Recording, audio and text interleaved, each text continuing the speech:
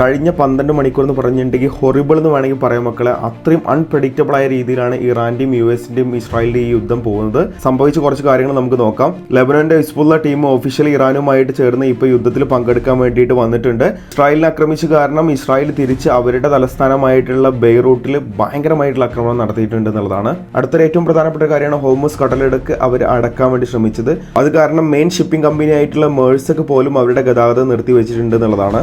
ഇസ്രായേലിന്റെ കയ്യിൽ വൻ രീതിയിലുള്ള അയൺ ഡോം ഉണ്ടെന്ന് പറഞ്ഞതിന് ശേഷം ടെൽ അവീവിലും അതുപോലെ തന്നെ ജെറുസലേമിലും വൻ രീതിയിൽ മിസൈൽ മഴയാണ് അവിടെ ഉണ്ടായിട്ടുള്ളത്. പലതും ഒഫീഷ്യലി പുറത്ത് വന്നിട്ടില്ല, പക്ഷെ ഒരുപാട് അൺവെരിഫൈഡ് ആയിട്ടുള്ള വീഡിയോസും കാര്യങ്ങളും വരുന്നുണ്ട്. മാത്രമല്ല ജെറുസലേമിൽ വൻ രീതിയിൽ ആംബുലൻസും കാര്യങ്ങളൊക്കെ പോകുന്ന രീതിയിലുള്ള വീഡിയോസൊക്കെ പുറത്ത് വന്നിട്ടുണ്ട്. ഇനി ഇറാന്റെ കേസ് നോക്കുകയാണെങ്കിൽ ഇറാനും അത്യാവശ്യം നല്ല രീതിയിൽ തന്നെ അടി കിട്ടുന്നുണ്ട്. ടെഹ്റാനിലെ കമാൻഡ് സെന്ററുകളും അതുപോലെ തന്നെ ഒരുപാട് സിവിലിയൻസ് നിൽക്കുന്ന ഭാഗങ്ങളിലൊക്കെ ഇപ്പോൾ മിസൈൽ വന്ന് പതിച്ചിട്ടുണ്ട്. ഒരുപാട് പേര് മരിച്ചുകൊണ്ടിരിക്കുകയാണ്. ഇനി അമേരിക്കയുടെ കേസിലാണെങ്കിൽ ഒഫീഷ്യലി 3 ആളുകൾ മരിക്കവും അതുപോലെ തന്നെ 5 ആൾക്കാർക്ക് പരിക്ക് പറ്റിയെന്നാണ് പുറത്തു വിട്ടുള്ളത്.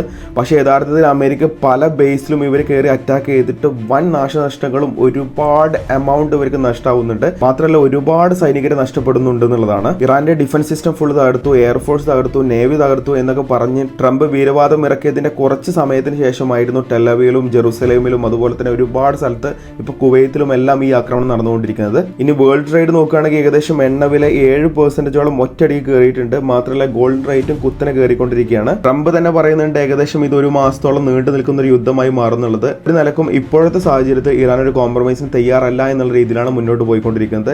ഇനി എന്തൊക്കെയാണ് സംഭവിക്കുക എന്നുള്ളത് നമുക്ക് നോക്കി കാണേണ്ടി വരും.